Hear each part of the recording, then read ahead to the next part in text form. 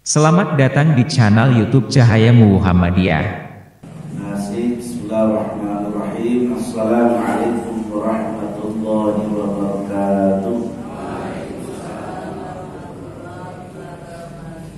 Alhamdulillahilladzi anzala as-sakinata fi qulubil mu'minin walladzi an'amana bi ni'matil iman wal islam wa arsala rasulahu Muhammadan sallallahu alaihi wasallam rahmatan lil alamin. Asyhadu an la ilaha illallah wahdahu la syarika lah wa asyhadu anna Muhammadan abduhu wa rasuluhu la nabiyya wa la rasula ba'da. Allahumma salli wa sallim wa barik ala Muhammad wa ala alihi wa sahbihi wa man tabi'ahum bi ihsani ila yaumil qiyamah. Qala rabbi ishrah li sadri wa yassir li amri wa hlul 'uqdatam min lisani yafqahu qawli. Fa qala ta'ala 'aidan ya ayyuhalladzina amanu taqullaha wa qulu qawlan sadida yuslih lakum a'malakum wa yaghfir lakum dhunubakum wa may yuti'illaha wa rasulahu faqad faza fawzan 'azima. Amma ba'd. Ma'asyiral muslimin jamaah salat subuh rahimakumullah. Kita akan melanjutkan tema 7 wasiat Rasulullah sallallahu alaihi wasallam agar kita sebagai umatnya mempraktekkan bukan sekedar untuk menjadi satu pengetahuan dan ilmu semata, karena Rasulullah SAW tidak mewariskan kepada umatnya berupa dinar maupun dirham. Yang beliau wariskan adalah Al-Quran dan Sunnah Rasul. Pada pertemuan yang lalu kita baru pas 3 hal. Kita review kembali berangkat dari hadis Abu Dzar Al-Ghifari an Abi Dzar qala awsani khalili bisab'in bihubbil masakini wa an adwa minhu wa an anzura ila man huwa asfalu minni wa la anzura ila man huwa fawqi wa an asila rahimi wa in jafani wa an uksira min la hawla wa la quwwata illa billah wa an atakallama bi nuril haqqi wa la ta'khudni billahi lawmatulani wa an la as'alan nasa syai'an. Dari Abu Dzar radhiyallahu anhu yang berkata, kekasihku Rasulullah sallallahu alaihi wasallam berwasiat kepadaku 7 hal. 1, supaya aku mencintai orang miskin dan dekat kepada mereka. Yang kedua, beliau memerintahkan aku agar aku melihat kepada orang yang berada di bawahku dan tidak melihat kepada orang yang berada di atasku dalam urusan harta. Yang ketiga, beliau memerintahkan agar aku menyambung silaturahmi meskipun mereka berlaku kasar kepadaku.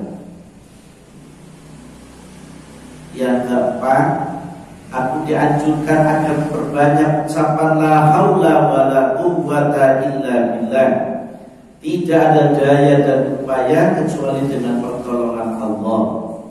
Yang kelima, aku diperintahkan untuk mengatakan kebenaran meskipun pahit dirasa. Dan yang keenam, beliau berwasiat agar aku tidak takut dengan celaan orang yang mencela dalam berdakwah kepada Allah Subhanahu wa taala. Dan yang ketujuh, beliau melarang aku agar tidak meminta-minta suatu pun kepada manusia. Jamaah salat subuh rahimakumullah. Jadi yang pertama, amarani khalili sallallahu alaihi wasallam bisab'in, kecintaanku Rasulullah sallallahu alaihi wasallam memerintahkan kepadaku 7 perkara. 1, amarani bihubbil masakini wa dhunubi minhu. Beliau memerintahkan aku untuk mencintai orang miskin dan mendekat kepada mereka. Wasiat ini sangat penting mengingat Rasul itu hidup senantiasa berada di dalam kemiskinan, ya. Tapi itu hanya persoalan-persoalan yang ada di dunia karena bersifat sementara. Karena itu pula beliau menganjurkan kepada kita sebagai umatnya agar memiliki rasa cinta kepada orang miskin, kemudian dekat kepada orang miskin.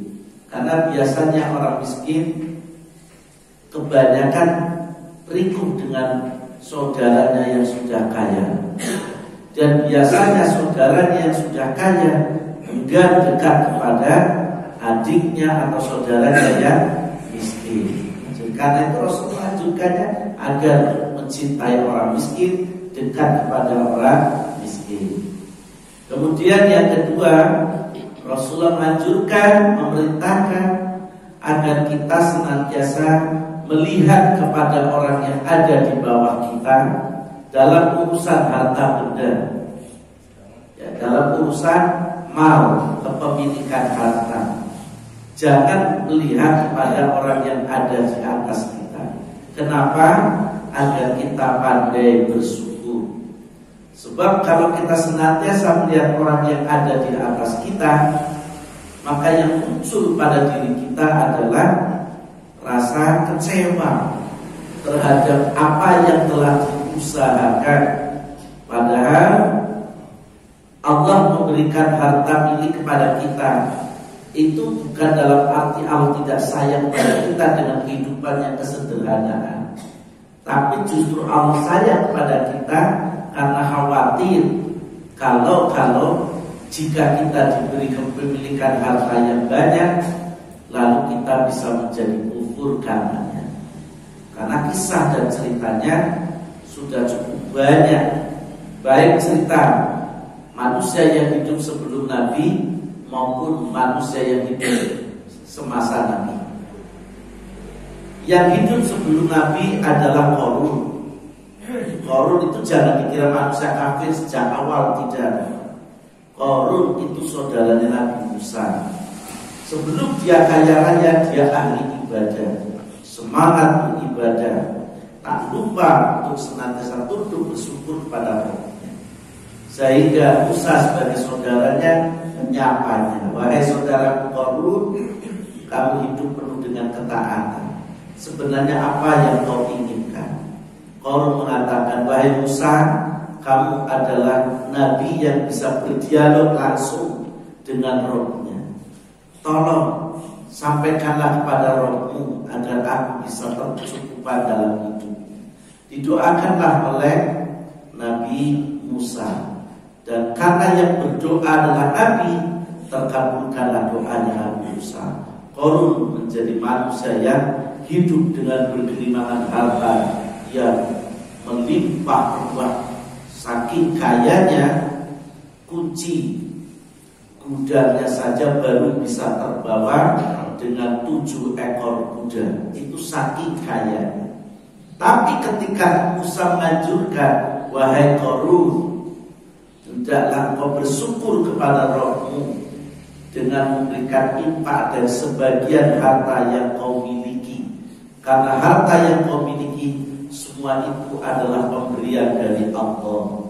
Apa jawab Qarun? Hei Musa, aku sugih itu semata-mata karena kerja kerasku.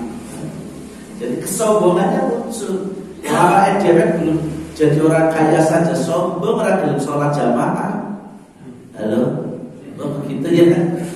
Belum jadi orang kaya saja sudah gak mau ngaji, apalagi sudah jadi orang kaya. Kayaknya sudah tidak butuh Gusti Allah.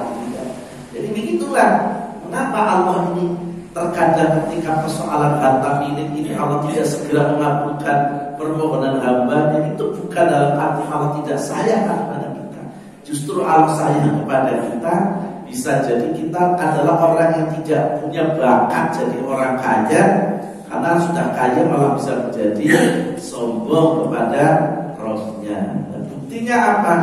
Yang diuji dengan kemiskinan saja sombong kepada Allah, tidak mau bangkit qiyamul lail, tidak mau tahajud, tidak mau zikir wirid yang lama, tidak mau sholat berjamaah, apalagi diberi kekayaan yang melimpah. Barangkali akan lebih sombong kita. Jadi itu salah cara Allah. Kemudian kisah yang hidup semasa Rasulullah adalah Sa'labah. Sama. Sa'labah ketika masih miskin, belum punya apa-apa, dia zikir wirid di masjid, bahkan datang lebih awal, pulang paling akhir. Itu Sa'labah. Hingga Rasulullah pun mengagumi, wahai Sa'labah, kau sahabatku yang paling taat, aku belum datang masjid, kamu sudah berada di masjid. Sa'labah yang lain sudah pergi meninggalkan masjid, kau masih tinggal zikir wirid di masjid. Apa sebenarnya yang kau inginkan? Sa'labah bercerita, ya Rasulullah, tolonglah doakan kepada Rabbku, aku ingin hidup layak sebagaimana yang lainnya. Nabi berdoa kepada Allah agar Allah memberinya keberkahan rezeki yang melimpah kepada Sa'labah. Sehingga Nabi memberikan modal seekor domba. Dari satu ekor domba itulah kemudian lahir ratusan ribuan, bahkan jutaan domba dimiliki oleh Sa'labah. Nah, ketika dombanya semakin banyak, makin sibuk dia dengan keduniawiaannya, sholatnya semakin telat. Makanya Nabi itu kenapa kalau habis sholat berjamaah dia membalikkan badannya. Itu bukan sekedar pantun-pantun baik-baik, bukan itu Pak. Itu ngecek jamaahnya. Siapa yang tidak hari ini tidak begitu. Makanya Pak, saya sampaikan Nabi itu dengan jamaahnya satu persatu itu hafal Pak. Si A, si B, si C itu hafal. Sehingga Pak, itu jadi tradisi. Siapa yang hari ini kok telat, Sa'labah, kok jadi makmum masbuk, panggil Sa'labah. Kenapa kamu sekarang jadi telat sholatnya, kok menjadi makmum masbuk? Ya Rasul, hari ini malah cerita dunia, ditanya kenapa sholatnya jamaahnya telat, kok cerita, ya Rasul, hari ini dombaku 100 yang melahirkan. Jadi kesombongannya malah dimunculkan. Kok ditanya kenapa sholatnya telat, kok jawabannya hari ini dombanya yang melahirkan sampai 100. Jadi kami sibuk sekali Rasul. Begitulah ini. Kalau kita jadi orang kaya, bisa jadi gitu ya, akan seperti Qarun dan bisa jadi seperti Sa'labah. Makanya apa? Qarun pun akhirnya hartanya ditenggelamkan. Sa'labah ketika dimintai 1 ekor domba, dia tidak memberikannya hingga Ali bin Abi Thalib diutus 3 kali, barulah Sa'labah mengasih 1 ekor domba yang paling kurus. Rasulullah ada sedikit jengkel, hingga celakalah kau Sa'labah. Sudah, ketika Nabi sudah menghentikan celakalah Sa'labah, sudah bingung Sa'labah selama hidupnya berada dalam penderitaan. Karena bagaimana kalau doa Nabi ini betul-betul akan menjadikan dirinya jadi orang yang celaka, sengsara hadirin akhirnya sampai akhir hayat. Itulah mengapa kita diperintahkan untuk senantiasa melihat ke bawah dalam urusan harta milik. Begitu juga dalam urusan wajah ataupun rupa, ya. Kami sampaikan pada pertemuan yang lalu, ibu-ibu tidak usah membanding-bandingkan panjenengan dengan Syahrini, ya. Karena Syahrini memang cantik, jenengan juga insya Allah cantik. Syahrini cantik, hidup hanya elus-elusi kulit tetok, ya. Sekali dia masuk ke salon luluran itu bisa 5-10 juta. Jenengan berbeda dan nunggu tangganya hajatan menjadi amontan. Ya mau cantik bagaimana gratisnya? Kalau mau dandan nunggu ada yang menggratisi, gitu ya. Jadi bapaknya tidak usah pula menuntut kepada istrinya agar cantik seperti Desi Ratna Sari. Kenapa kayak belum biayani untuk luluran? Gitu. Kalau ibunya minta untuk luluran, ya silakan buat 20 juta untuk luluran saja, tapi jangan minta nafkah selama 1 tahun. Ya. susah nanti hidupnya ya. Jadi itu. Dan di hadapan Allah, Allah tidak akan melihat rupa atau lahiriah, karena Allah itu melihatnya apa yang tersembunyi di dalam hatinya. Yang ketiga adalah wa amarani an asila rahimah wa in adbarat wa amarani alla as'ala ahada syai'an. Rasulullah memerintahkan kepadaku untuk menyambung kerabat, hubungan keluarga walau mereka berlaku kasar kepadaku. Hadirin, penting poin silaturahmi di sini. Ada satu hadis ini penting sekali. Ada 3 golongan manusia yang besok pada yaumul akhir, di mana tidak ada naungan, tidak ada perlindungan kecuali naungan pertolongan dari Allah Subhanahu wa taala. Kalau hadis yang populer itu kan 7 golongan manusia yang akan dinaungi oleh Allah. Ini ternyata saya dapat satu hadis lagi. Nabi mengatakan wa an Anas bin Malik radhiyallahu anhu qala Rasulullah sallallahu alaihi wasallam thalathatun fi dhillil arsy yaumil qiyamah wasilur rahimi wa ra'atun matat jawjuha wa taraka aitaman fataqumu alaihim hatta yughniyahumullah aw yamutu wa rajulun tahada ta'aman wa da'an ilaihi yatama wal masakin. Dari Anas bin Malik radhiyallahu anhu, Rasulullah SAW bersabda, ada 3 orang yang mendapatkan naungan arsy pada hari kiamat. 3 golongan manusia yang akan mendapatkan naungan arsy pada hari kiamat. 1, orang yang menjaga silaturahmi. Nah, silaturahmi yang paling utama adalah keluarga yang terdekat, saudara, orang tua, dan sebagainya.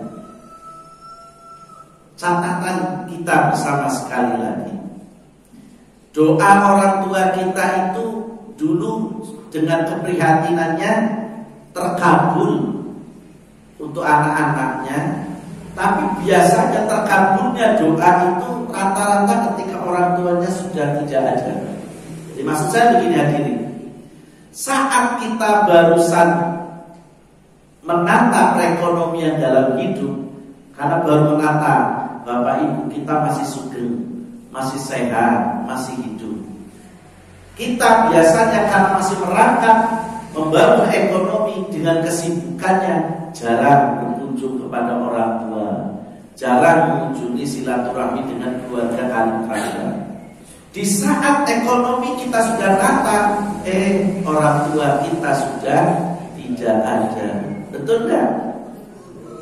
Coba, penyesalan apa enggak? Inilah pentingnya. Justru jangan menunda-nunda silaturahmi, karena belum tentu di saat jenengan sudah kaya Bapak Ibu kita masih sugeng.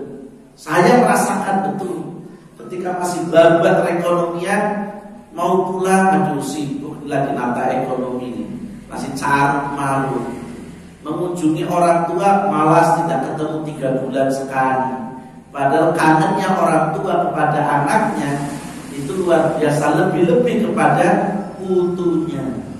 Ya, mohon maaf, saya sampai pernah ditegur oleh bapak saya begini, Mas Ami, kok orang balik, orang papa minimal yang kepengen krungu suaramu. Itu bapak saya pernah sampai mobil saya begini. Saya ketika di bed dengan kalimat itu terenyuh sampai mau menangis. Saya sudah jelek sekali berarti ya. Kamu mengunjungi silaturahmi saja kok males, sampai bajunya bilang kamu tidak pulang ya tidak mengapa, minimal suara dengan telepon. Itulah wujudnya dekatnya saudara. Itu. Makanya apa? Sering-seringlah kita untuk bersilaturahmi. Jangan nunggu sugih. Belum tentu jenengan sugih, bapak ibunya masih sugeng. Belum tentu jenengan sugih, saudara-saudara kita masih hidup. Maka penting ini silaturahmi, karena silaturahmi yang paling utama sekali lagi kepada orang tua, kepada kerabat yang paling dekat, baru kemudian kepada tetangga. Itu termasuk orang yang akan mendapatkan naungan. Di hari di mana tidak ada naungan, kecuali naungan arsy, naungan dari Allah Subhanahu wa taala. Jadi jangan tunggu halal gitu ya. Ada kala saya juga mikir, doanya orang tua senantiasa ya Alhamdulillah kesuksesan pada anak-anak kami. Doanya terkabulkan saking suksesnya anaknya malah tidak pernah pulang ke rumah, gitu ya. Karena orang sukses kan rata-rata meninggalkan kampung halamannya. Secara umum gitu kan ya Pak.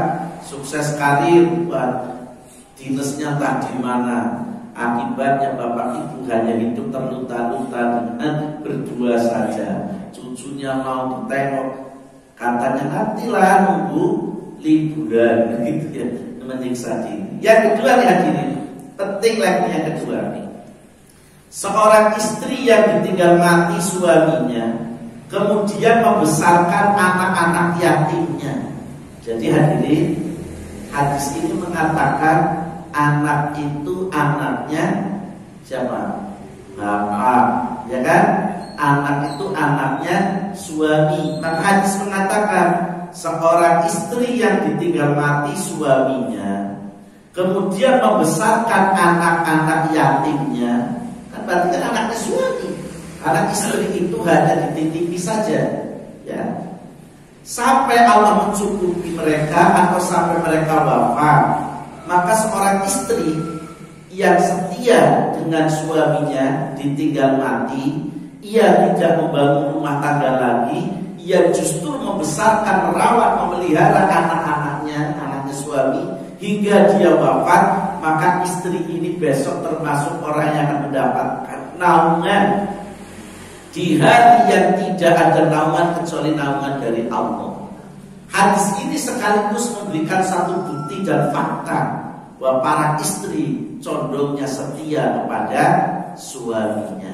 Sementara para suami setia kepada istri hanya sampai di atas kubur saja. Setuju betul? Cocok betul? Cocok. Jadi suami itu rata-rata setia dengan istri hanya sampai di atas kubur. Tapi istri setia kepada suami hingga dia merawat anak-anaknya suami. Karena anaknya suami itu dibesarkan, dirawat dengan penuh kesulitan. Karena suaminya sudah tidak ada, nafkahnya kan tetap berkurang, ya. Hingga kemudian dirinya wafat. Maka istri yang seperti ini termasuk istri yang akan mendapatkan naungan di hari kiamat, yang dimana tidak ada naungan dari Allah kecuali dimana tidak ada satu naungan kecuali naungan dari Allah Subhanahu wa taala. Maka saya sampaikan hadis ini sekaligus memotivasi kepada para istri kalau ditinggal mati rasa bojo mati. Halo, kan begitu jadinya ya Pak ya. Kita bukan lagi hadis yang berikut ini Pak. Jangan dikira saya menyampaikan kita senengnya dewek dok. Ini hadis berikut sampai begini. Ana wa mra'atun sab'ul hadaini kahataini yaumal qiyamati wa aw ma yazidu bil wusta was-sababati imra'atun amat min zawjiha datu mansibin wa jamalin habasat nafsaha ala yatamaha hatta banu aw matu. Kelak pada hari kiamat aku bersama wanita yang kedua pipinya kehitam-hitaman karena sibuk bekerja dan tidak sempat berhias. Seperti ini. Ya Bapak Ibu, ini tuh perhatikan ibu-ibunya supaya terus dengan selalu setia. Jadi kalau jenengan ditinggal wafat suami, suruh ngasuh anak-anaknya suami sampai panjenengan sedo besok tidak membangun rumah tangga lagi, besok jenengan bersanding dengan Nabi begini. Kata Ibu, amin. Kalau sampai amin, rata-rata begitu. Mohon maaf ya, kesetiaan seorang suami kepada istri sekali lagi hanya sampai di atas kubur. Betul itu Pak. Dia memang menangis ketika istrinya sedo, tapi setelah dikubur ya selamat tinggal mama, pergi meninggalkan kubur sudah geret di jembalitan di pantai geret di janda kempling. Serius tuh Pak. Bahkan mohon maaf, syariat sampai mengatakan andeka istrinya baru dikubur pagi, sorenya akan nikah dan suami, itu pun dibolehkan karena nggak ada iddah. Halo, ya Bob, itu ada persoalannya patut dan tidak patut, layak dan tidak layak, lumrah dan tidak lumrah, itu saja Pak.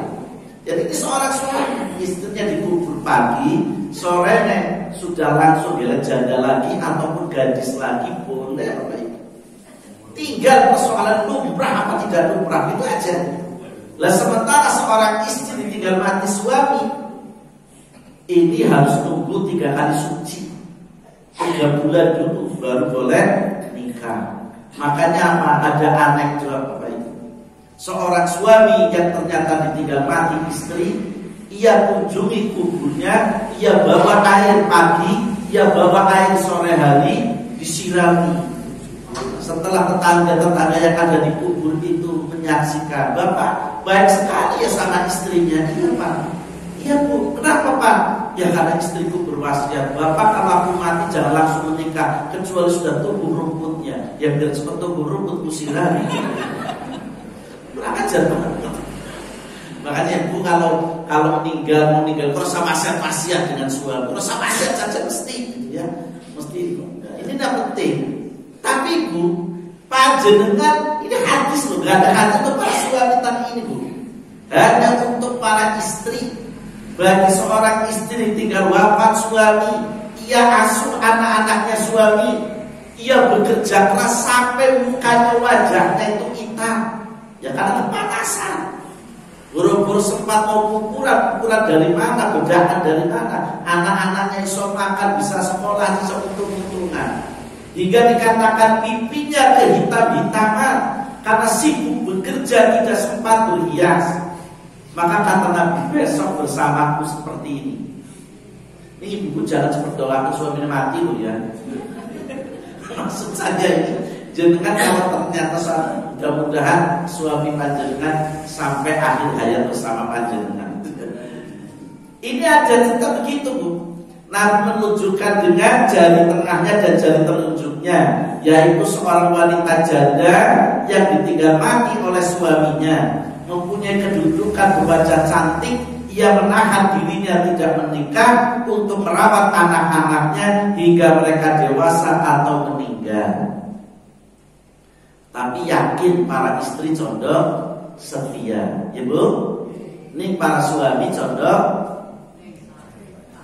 Makanya jangan percaya dengan ungkapan suami yang mengatakan sungguh cintaku kepadamu setia sekata sehidup semati. Jawabannya hadis ini sekaligus hadirin memahamkan pada kita bahwa pada hakikatnya seorang istri pun boleh bekerja. Ini betul.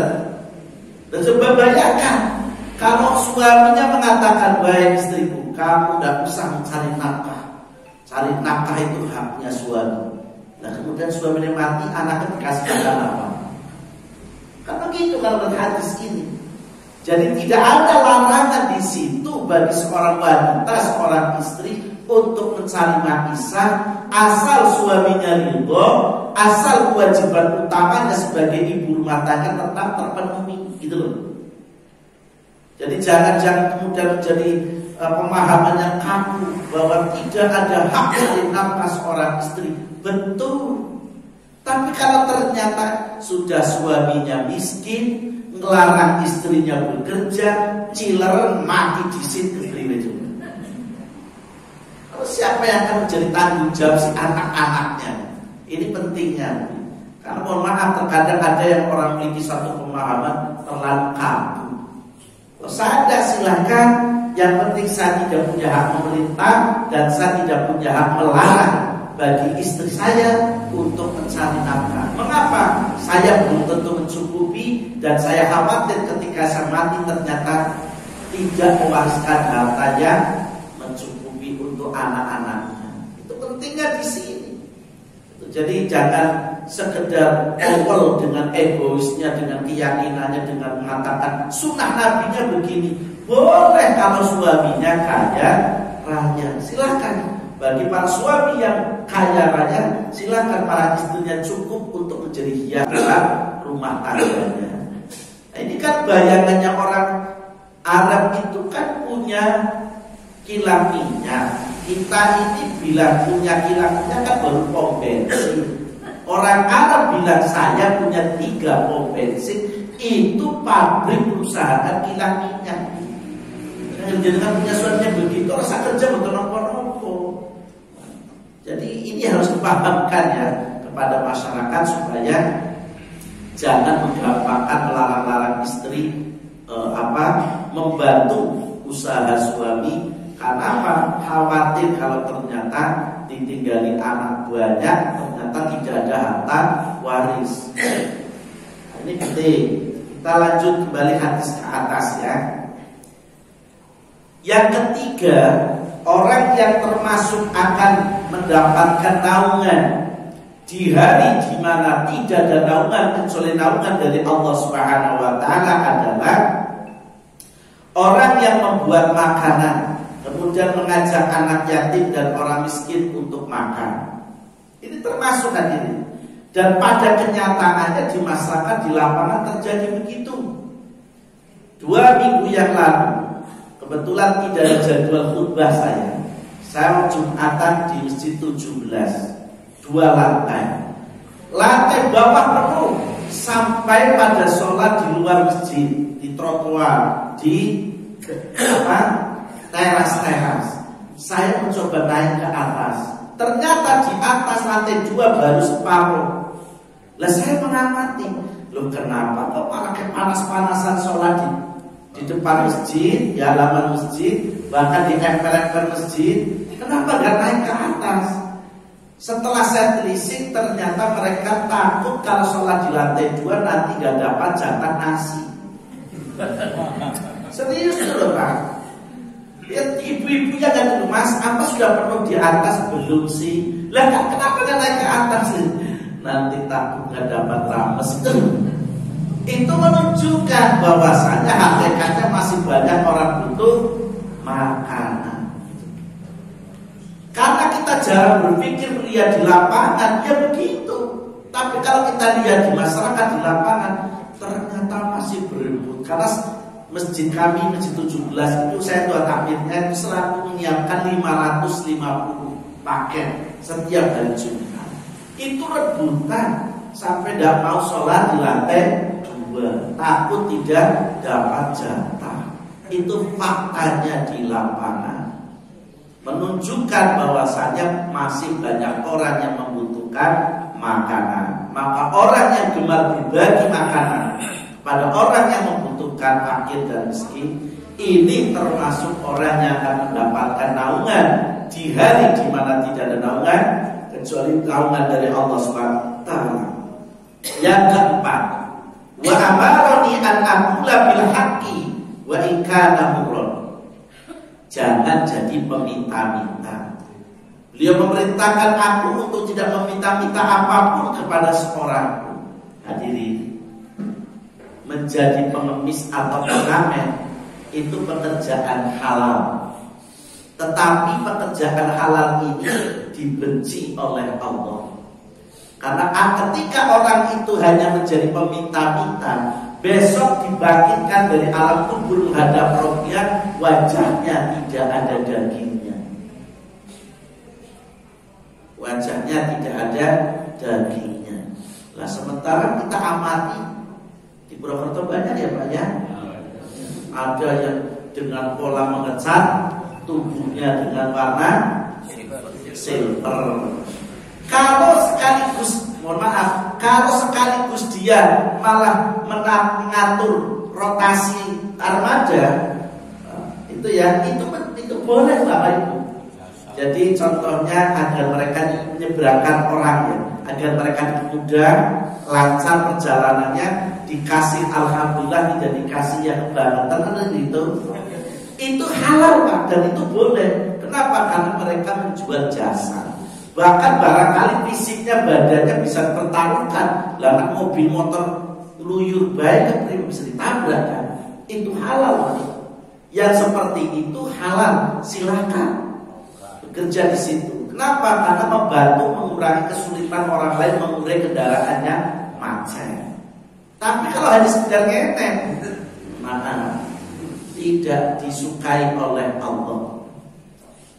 Tidak disukai oleh Allah. Menjadi tukang parkir itu mulia. Mengapa? Satu, memudahkan orang untuk mengatur kendaraannya. Kedua, sambil menjaga keamanan miliknya orang seperti pengendara dan sebagainya. Jadi haram. Maka larangan menjadi peminta-minta. Rasul mengatakan, hadatsana Yahya bin Adam wa Yahya bin Abi Bukair qala hadatsana Israil an Abi Ishaq an Hubshi ni Junadata qala Rasulullah sallallahu alaihi wasallam man sa'ala min ghairi faqrin faka'annama yaqulu jamra.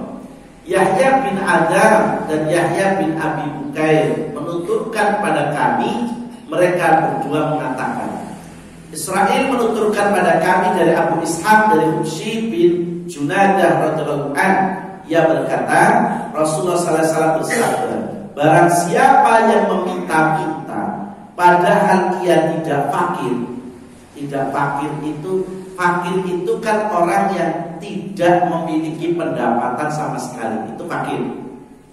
Padahal dia tidak fakir, maka seakan-akan ia memakan bara api. Hadis Ibnu Huzaimah dalam sahihnya 2446. Fakir di sini juga dipahami orang yang memang sudah tidak memiliki tenaga.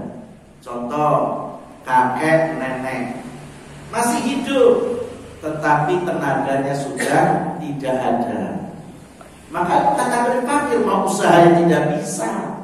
Tapi anak muda masih gagah perkasa, masih kuat tenaganya, itu hakikatnya kaya, Pak. Kaya dari segi tenaga, dari fisik. Tapi hanya karena malas lalu dia meminta-minta, kata Nabi, dia termasuk orang yang memakan bara api. Na'udzubillah. Man sa'ala an-nasa amwalahu takatsura fa inna ma yas'alu jamran falyastaqila aw liyastakthir. Barang siapa meminta-minta kepada orang lain dengan tujuan memperbanyak kekayaannya, sesungguhnya ia telah meminta bara api. Terserah kepadanya apakah ia akan mengumpulkan sedikit atau memperbanyaknya. Hadis Muslim nomor 1041. Jadi kalau ternyata apalagi dia dalam kehidupannya tercukupi hanya untuk menumpuk-numpuk kekayaan, karena ada kalanya menjadi peminta-minta menjadi profesi, gitu. Peminta-minta menjadi profesi, apalagi ditambah sambil menipu, kan macam-macam polanya ya. Saya pernah termasuk orang yang pernah terjebak. Maaf mas, dalam perjalanan ketelasan sangu baju namun niki si kagem kula dandem. Kira-kira jenengan jam 11 jam 12 siang kepinang dia teng margi ngendikane kados niku. Punten Mas, Bu, nyuwun tulung dalam perjalanan ketelasan biaya yotro dalam dari maem baju namun niki. Lah kira-kira jenengan ngenes apa malah melas? Ya melas kok. Lah jenengan pada kontur putih, pada kontur mriki. Kita biaya pinter sami iki. Belum kan begitu? Rina dia. Sekali ketemu jadi kita mana? Maaf. Jadi ada kalanya sudah meminta ditambah sambil menipu. Ternyata kalau berisik rumahnya sudah berlantai 2. Ini ada juga orang yang berlaku seperti itu. Itu tidak dibenarkan oleh Rasulullah SAW. Mengingat para peminta-minta padahal dia miliki kemampuan, maka dia dikatakan besok menghadap Rabbnya dalam kondisi wajahnya tidak ada dagingnya. Yang kelima, wa amarani alla akhafa billahi laumatallahi. Beliau memerintahkan aku untuk mengatakan yang benar walaupun pahit. Hadirin rahimakumullah, tahun semakin akhir, zaman juga semakin akhir, ya maka terkadang kebohongan pun menjadi satu kebenaran.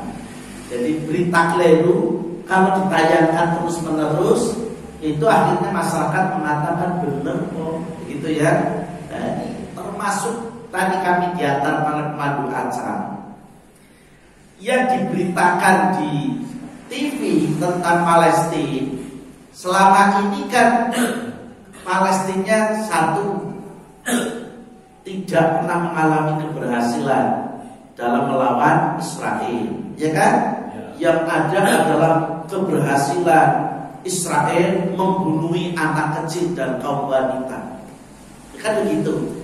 Tapi gak malu itu, karena sebenarnya berita yang asli para tentara Israel itu putus asa, Bapak Ibu. Garanti tentara-tentara muslim tadi gitu. Sementara tentara-tentara mereka sudah bergelimpangan 300 lebih, mereka sudah mati. Tank-tank itu sampai ratusan hancur, tapi tidak diberitakan. Putus asa, ya tinggi musuh mungkin gitu. Lah akhirnya kesulit bombai penduduk lagi, kurang ajar sekali itu kan. Nah, bukan musuh yang namanya dalam dunia peperangan haram membunuh penduduk yang tidak bersalah, apalagi anak-anak. Makanya apa?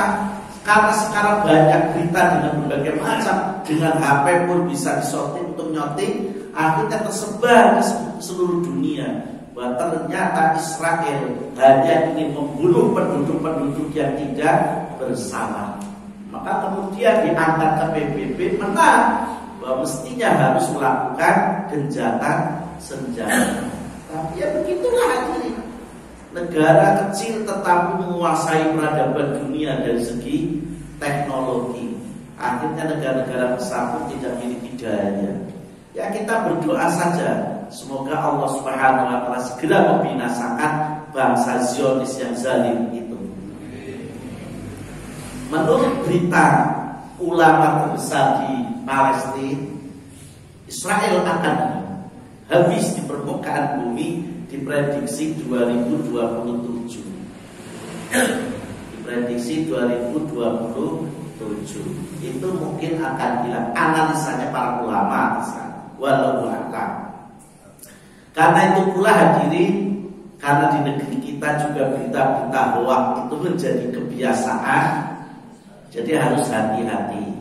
Jangan main mudah share di HP, di WA, share gitu. Tidak benar enggak gitu. Syukur ditabayunkan. Karena mohon maaf, kita bisa WA tapi kita tidak bisa mencari berita ini otentik, benar apa tidak, kan belum tentu mampu mencarinya.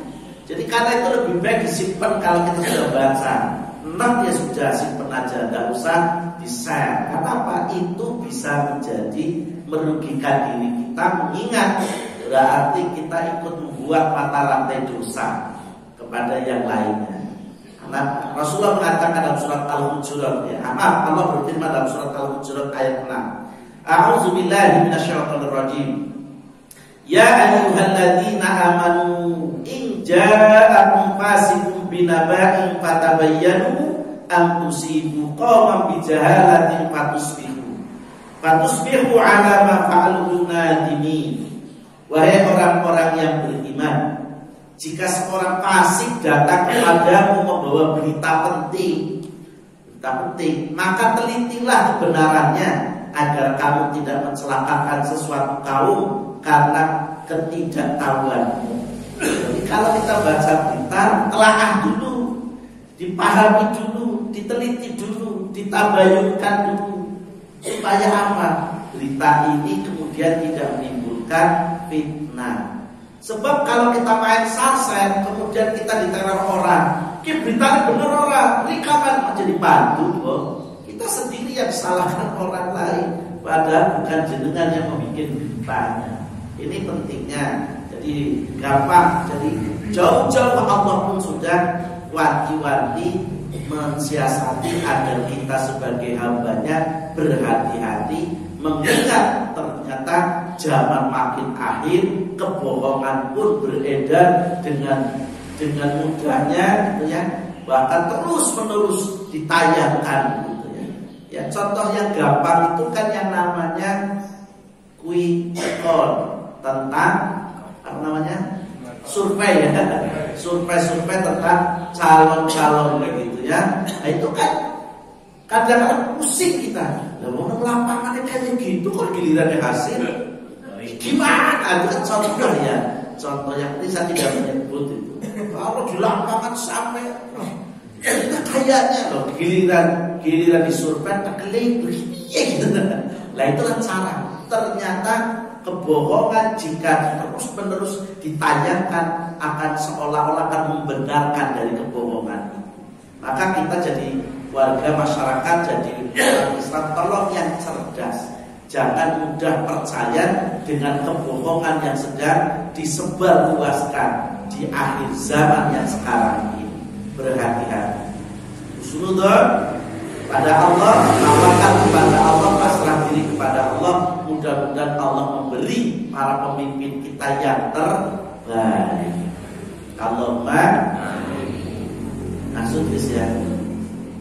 Katakanlah yang benar meskipun pahit. Qulil haqqo walau kana rabbu. Kalau memahami hadis ini pun jangan tekstual sampai salah.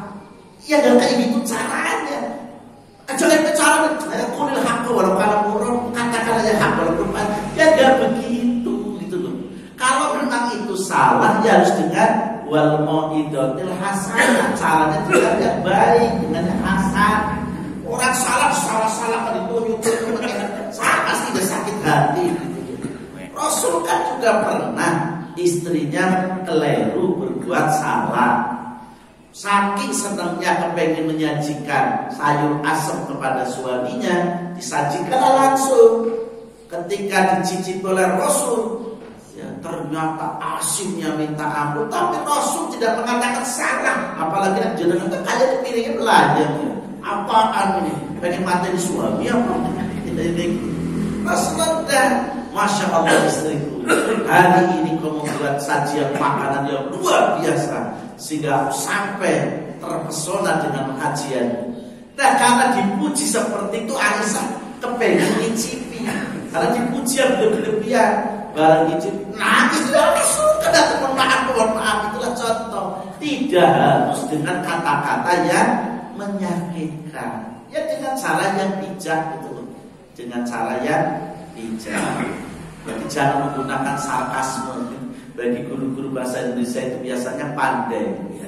Bagaimana mengolah sebuah kata, menggunakan lawan katanya kan juga baik. Dia katakan buruk, kita mengatakan baik, begitu kan bisa ya. Atau dengan satu ungkapan sindiran seperti Nabi tadi. Dengan sindiran insya Allah kan terasa. Tapi kalau sindir-sindir orang terasa, ya banget itu bisa jadi ada ya.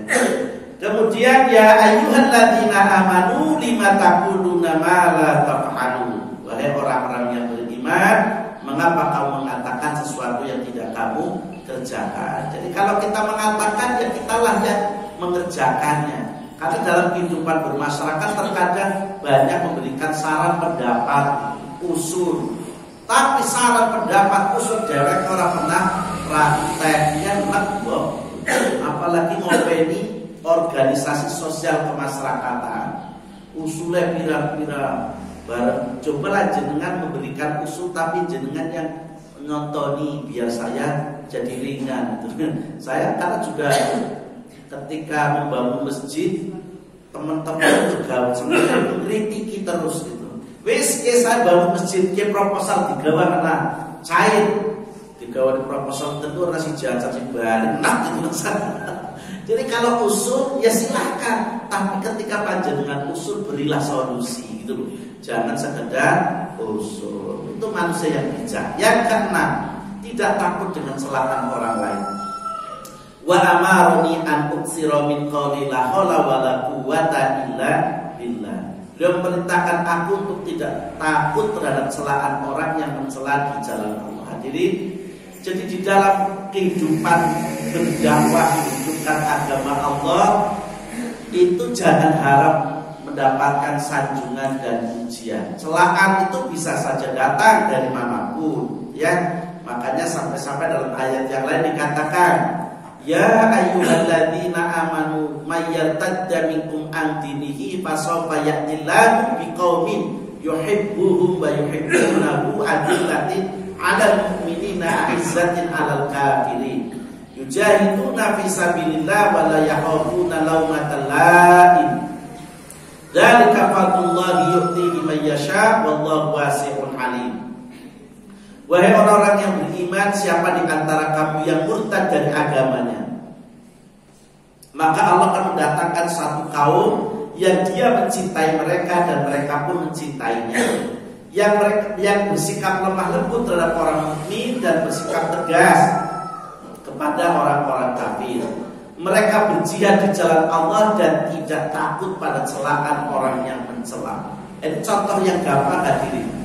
Ada seorang ustaz, dokter loh ini. Dia bercerita tidak paham tentang persoalan Hamas.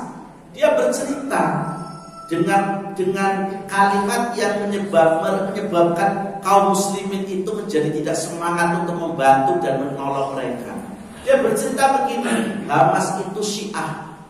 Begitu, dan tidak perlu memberikan bantuan kepada Palestina karena bantuan yang diberikan dengan tanpa melalui pemerintahan yang asli, yang sah, itu tidak akan sampai. Ya, hal ini menuai kritik dari berbagai netizen. Ngerti orang, paham orang ngomong kayak gitu, doa yang enggak malah melarang. Itulah contoh lah. Ya kalau yang berbicara manusia biasa, ya mungkin orang dianggap ini sudah kiai loh, punya jamaah. Itu ngerti loh, yang seperti ini. Dan mereka mencela-cela orang yang sedang membantu dengan mengumpulkan dana, malah dia melarang-larang, tidak melihat betapa saudara-saudara kita di sana. Bayangkan ibu kalau menyaksikan anak-anak kecil-kecil cantik-cantik masih imut-imut, ditanya gimana bapak ibumu sudah tidak ada, bagaimana kebahagiaan hancur sudah. Itu anak-anak, cuma mereka tegar gitu ya. Sudah tidak ada ayah, tidak ada ibu, masih kecil, mereka tegar. Kalau kita melihat kayak gitu saja sudah menangis ya. Itulah satu realita. Jadi, supaya kita ini bahagia.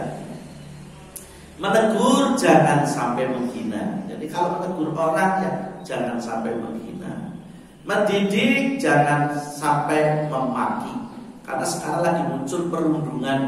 Jadi undang-undang larangan perundungan. Maksudnya begini ya Pak Ibu. Anak-anak kita sekarang ini kan megang HP sudah cukup lama dengan teknologinya, sehingga kekerasan pada anak itu sekarang meningkat Bapak Ibu. Kenapa? Karena mereka suka nonton game. Game itu kan ada yang, mohon maaf, ketika mereka berkelahi itu sudah keras lah intinya ya, keras. Sehingga membentuk karakter anak pada keras. Beberapa kejadian nih, anak setingkat SLTP membuli anak temannya, bukan sekedar membuli, menyakiti temannya sampai masuk rumah sakit, bahkan sampai ada yang meninggal. Hingga muncullah undang-undang perundungan, larangan perundungan. Tapi anehnya lagi, ada guru memerintahkan anaknya suruh sholat, kemudian anaknya tolak, lalu gurunya keplang, dilaporkan, tuntut 50 juta. Bingung lah kita. Saya kalau udah mikir kayak gini terkadang jadi guru sekarang kayaknya lebih baik kayak dulu. Jurnal baik daripada nanti saya terkena perundungan, celaka gitu ya. Padahal hadis Nabi mengatakan ketika anak berusia 9 tahun, maka jika tidak mau sholat gebuk, kan begitu. Lah kalau sudah 15 tahun, begitu. Asal bidik tidak dalam arti dengan fisik. Maksudnya ya kan Anda tak kurangi nilainya. Kita sudah kategori kata bidikan dengan lisan. Kenapa? Karena urusan sholat menjadi penting. Dan itu menjadi barometer seseorang itu amal yang lain akan dinilai baik atau tidak oleh Allah. Itu sholat. Jadi ini dalam persoalan ini sekarang banyak para guru itu limbo Bapak Ibu. Khawatir nanti malah berbuat salah. Nah, ini kalau kemudian jenengan tidak ikut-ikutan di rumah mendidik dengan tegas, tidak open, masa depan anak kita bisa lebih hancur ini. Jadi, kemudian meminta jangan sampai memaksa. Dalam arti meminta ketika butuh itu boleh Bapak Ibu. Jadi jangan makna meminta tadi dilarang. Maksudnya dilarang itu kalau menjadi profesi. Meminta-minta tidak boleh. Tapi ketika panjenengan sekali lagi butuh ya boleh Pak. Itu ya. Boleh meminta, boleh. Daripada mencuri, meminta boleh. Memberi ini jangan sampai mengukir. Jadi kalau memberi ya tangan kanan memberi, tangan kiri tidak tahu. Tidak usah cerita gitu ya. Ini bagus dikain, tidak cerita sudah. Kalau sudah memberi ya sudah, tidak usah dikomentari lagi. Yang terakhir, fa innahunna min kanzi tahtal arsh. Dia memerintahkan aku untuk memperbanyak zikir. Taklim seperti ini hakikatnya kita sedang zikir. Ya, jadi menyebut nama Allah sebanyak-banyaknya. Zikir itu artinya mengingat atau menyebut. Zikir mengingat Allah dengan cara menyebut sifat-sifatnya, keagungan dan kemuliaannya, seperti dengan membaca tahmid, membaca tahlil dan membaca tasbih. Fadhkuruni adzkurukum washkuruli wala takfurun. Ingatlah kepadaku, niscaya aku ingat pula kepadamu. Jangan memberikan rahmat dengan memberikan rahmat dan pengampunan, dan bersyukurlah kepadaku serta jangan ingkar kepada nikmatku. Hadirin, kalau kita banyak ingat Rob kita, maka Rob Allah akan ingat kita di saat kita membutuhkannya. Tapi sayangnya biasanya kita dekat dengan Allah akhir lagi butuh. Ya, anaknya ujian ya Rob, ya, harap hajatan ben lancar aman ya Rob. Hajatan rampung buru-buru tani malam sholat ben ora. Jadi kalau ingat Allah kapanpun dimanapun ya. Terakhir, ya ayyuhalladzina amanu dzkurullaha dzikran katsiran wasabbihuhu bukratan wa asila. Wahai orang-orang yang beriman, ingatlah kepada Allah dengan mengingat namanya sebanyak-banyaknya dan bertasbihlah padanya pada waktu pagi dan petang. Al-Ahzab 41-42. Hadirin rahimahullah, kalau dalam zikir wiridnya pasca sholat fardu itu sudah ada ketentuannya ya. 33 begitu jumlahnya menjadi 99. Lalu ditutup dengan Allahu Akbar kabira walhamdulillahi katsira wa subhanallahi bukratan wa asila. La ilaha illallah wahdahu la syarikalah lahul mulku wa lahul hamdu wa huwa ala kulli syai'in qadir. La haula wa la quwwata illa billah. 100. Tapi kalau panjenengan mau zikir wiridnya di luar sholat fardu, ya silahkan. Mau 1000, mau 2000, mau 3000, mau 10.000, silahkan. Ketika dalam sholat ruku dan sujud, apakah harus 3? Tidak. Ketika imamnya sujudnya lama, kan dalam sujud yang kalau doanya Subhana Rabbiyal Azim a'la, ketika sujud Subhana Rabbiyal a'la wa bihamdi.